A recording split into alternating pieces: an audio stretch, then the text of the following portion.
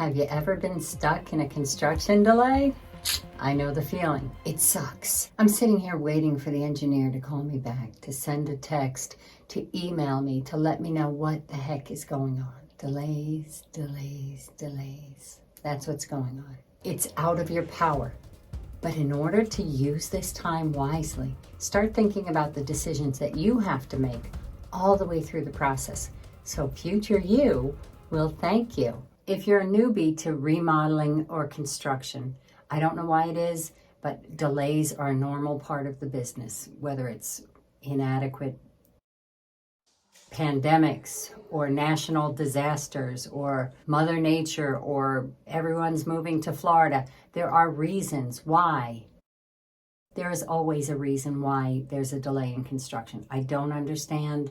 Instead of dreaming up ways to bury your contractor or your architect or your engineer, make decisions now about all the minutia, all the nonsense little details that will wear away at your soul. Delays are going to happen. So when they do, make it borrowed time, make it bonus time for you. I listened to this podcast, this guy, John Acuff, and he's like a rah-rah goals guy. He's a great guy to listen to on a Monday morning.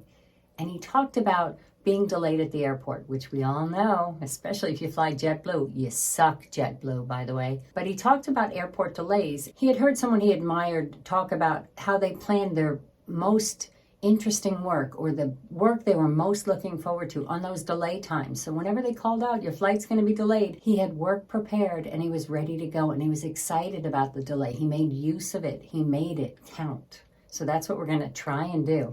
I'm trying to look at this as glass is half full so that the engineer will live to see a new day. I want grateful future me. So what I'm going to do is I'm going to organize. I'm going to make decisions. I'm going to choose. I'm going to buy. I'm going to schedule. I am going to pay for as much of the job as I possibly can beforehand. Now, if you have room to store things, start buying. When I built my first house, behind the front door, I had a stack of plumbing supplies. As they went on sale, as they got returned, as I had the money, I bought these fabulous fixtures and they sat there. They don't go bad. When it was time, I had the specs, I had the physical product on site. There was no reason on earth why I was the cause of delay. You don't want to be the cause of any of them, because when a delay happens, it's not just one delay. You change the tile in the bathroom. The tiler goes away because you've got to go buy the new tile. The electrician can't come in because the tile guy's not done. The paint guy can't come in to paint the bathroom because blah, blah, blah, blah, blah. It is a ripple effect that will slow down all different trades within your job. So you never want to be the cause of delays. So the more decisions you can make and the more choices, things bought, things ordered that you can have done, the less chance that you're going to be the cause of delay. That's probably going to come from you changing your mind. First things first, you want to shop around.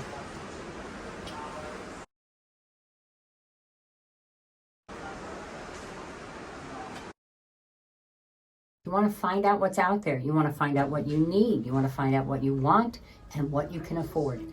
Be practical. Write a list. This is what we need to shop for. Start visiting showrooms, stores, job sites, friends' houses that have built. Look, but don't buy. Just shop it around. See what's out there, because what's out there is overwhelming. You can walk into a plumbing store and your head will blow up. There are choices galore. So start small. Look around. Just get a feel for what you like. If you're further along in the process and you've already got an idea of your style, you can narrow down your searching. Once you have an idea of what you want, your reticular activating system, your brain, which is a lot smarter than we give it credit, is going to find that stuff. It's like when you buy a new car and all of a sudden, everybody has the same blue car as you. You never saw it before. And now that you're focused on it, or your brain has that in there, it will find it for you. It will find it on sale. It will find it in the showroom you need. It will find dupes that are close to what you want. This is interesting. Look at that. Choose. Put it on a mood board. Get it in your brain so when you're looking for it, it's easier to find it. When it comes to getting organized and narrowing down your choices, I always start with Google. I have spreadsheets for every room.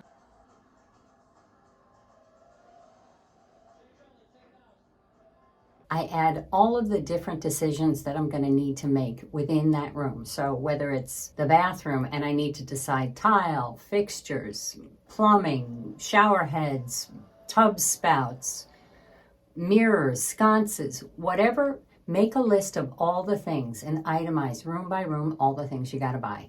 And then I have a shopping list. And that will narrow your search because you don't want to be looking at chandeliers if you need a sconce.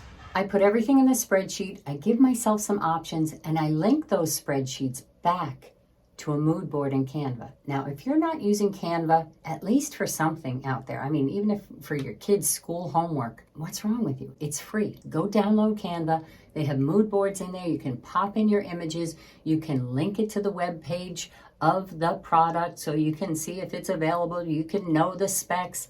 You can have it on your phone. So when you're out shopping, you can go, oh, I like that faucet and here's the size of it. Does it match that sink? Will it fit? You'll have all the information in your pocket so you don't have to hump around a bunch of binders and sample books and all of that. But we'll get to that stuff. Whatever system works for you, use it. If it's Google, fine. If it's Notion, if it's Asana, if it's any of these project management type softwares, use them. You're going to want a record of this. You're going to want to know what that paint color, what that hex color is in 5 years when the kids scuff up the walls and you don't have the chip anymore. It'll be in the mood board. It'll be linked to the Google page, or at least that's the way I do it. It makes finding stuff easy because I can't tell you how many times I have saved something to a Pinterest board. It is the perfect thing. It is the thing that solves the problem. It is what I need, and I can't find it when I go to look for it. So when you put everything in one page, these are all the things for the bathroom, these are all the links, it helps you, it speeds up the process, it saves you a lot of time and aggravation. So you got your mood boards, you got your spreadsheets, you want to have a sample box, a canvas bag, something in your car because you get a lot of samples and they're dirty and they rip and they've got sawdust on it or they're paver tiles and they're going to mess up my new trunk. So make sure you have a box or something to contain all the paperwork that you get. Samples of tiles, always have chalk on them. When you're midway through the process, you got to stay on top of your organization. So I always had a marble notebook with me. And whenever I paid somebody on the job site, I made them sign. So I had a physical signature of an exchange of cash. However you want to keep your records, keep them because we all know the horror stories. You've got to document the process. It's beneficial to you down the road to document as you go. So take pictures, write emails. You can't trust a conversation these days, especially when there's a contract and there's a lot of money involved. So whatever you talk about, put in an email. Hey, just wanted to remind you, this is what we spoke about today. Here it is. That will help the process. So when delays happen or when fingers get pointed, you have a record. It also gives you a record when you want to get that hex code for the paint because the kids have scuffed up the mudroom in 5 years. You'll have it all there. When you've got these great mood boards or Google Sheets with all the specifications there, you'll know the sizes of things you need. And that's really important because I can't tell you how many times I've walked into a showroom and a client has fallen in love with some Euro trash stove. And it ain't gonna fit because it's 39 inches and you've got 36.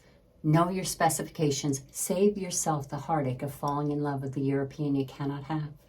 Know the numbers. Ordering the wrong size or the wrong specifications or the wrong type for a particular thing, that's a tremendous cause for delays right there. So you want to make sure you know those numbers. When you have them on your phone, when you have them on a sheet, you can refer to them and you can buy the right products. Again, it saves you time from looking at that really tall faucet when you need a 17-inch high one. In my Canva folder for a particular project, I like to include the plans so that I have all of the dimensions, all of the window and door locations, and all of that kind of stuff right at my fingertips. Start to make some of those tedious decisions that your future self is going to love you for, I guarantee. Not picking the tile, the faucet, the vanity, the toilet. I'm talking about which direction does the tile go? If it's a subway, is it a running bond? Is it 2/3? What's the grout? How thick is the grout? How wide is the grout? What's the threshold? How high do we want the hooks? Do we want to seal the grout? Is it sanded or is it non-sanded? Where's the mirror going to go? How are the sconces going to fit beside a mirror that's 24 inches or whatever you may have chosen? When you start to look at all the little decisions and you make them and you write them down and you share them with the appropriate subs, it's going to make your life easier. It's going to answer any questions. So if you're not on the job site, they won't run the tile horizontally when you want it a nice vertical. Think about where you want the seams in the kitchen for the countertop, if it's going to have that. Think about where you want your outlets, where you want your switches, how furniture is going to lay out, what size furniture is going to fit. Start making an itemized list of all these things so that when the time comes, you have the answers. While you have the time, make sure you go through and you check your lighting plan. Make sure the recessed lights are the kind you need. If you need any help with that, go watch some of my recessed lighting videos on what kind to choose for what task it's doing. Think about where the switches are going, where the outlets are going. This is where you can catch that electrician putting that outlet right at the end of your backsplash tile. So pay attention to this kind of stuff. Anytime you have a delay, use it as a time to clarify what's going on in the job, what you've chosen, what your decisions are, so that when you're not around or when someone's looking for an answer, there it is. Now, once you've made all these choices, you've ordered, you've shopped, you've paid for, you've specified, you've stored in the shed or the garage, all the pieces you bought, whatever you've done to further the job, to make sure that you're not the cause of delays, then stop. FOBO. The fear of a better option is a real thing, and it can distract you. It can cause you to make expensive changes. If you've been thoughtful about your layout and your choices are cohesive with the rest of what's going on in the design, stick with it. Trust your gut. Don't give in to stupid trends. And if you want to see what's trending, watch my next video. Just kidding, but I am going to talk about some changes I do see in kitchen cabinetry, which is, I wouldn't call a trend. I'd call it more of a general push towards a different direction. So stop looking, let that reticular activating system go to work and find the things that you have thought about that is important to you, that are the right sizes, so you don't waste time looking at stuff that's not going to be important to you. Choose, pay for, order, specify, get them delivered, get it done. But you're not done yet. As the delays continue, don't forget to follow up. Squeaky wheels get the grease. So call, text, email. What's going on? How's my stuff doing? Is the delivery date still good? Make phone calls. Set reminders in your phone. If you are not confrontational or you cannot handle this, you got to give it to your partner. You've got to give this job to somebody. You've got to have a good cop, bad cop. All the way through the process. Someone has got to be the thorn in everyone's side, because this is a business to everyone else but you. It's important and emotional to you because it's your home. To everyone else involved, it's a business. So treat it like a business. Call, follow up until you get the right answers. And people can say, yes, that's wonderful. Trust but verify. Nobody's ever going to care as much as you. Thanks so much for watching. See you next time.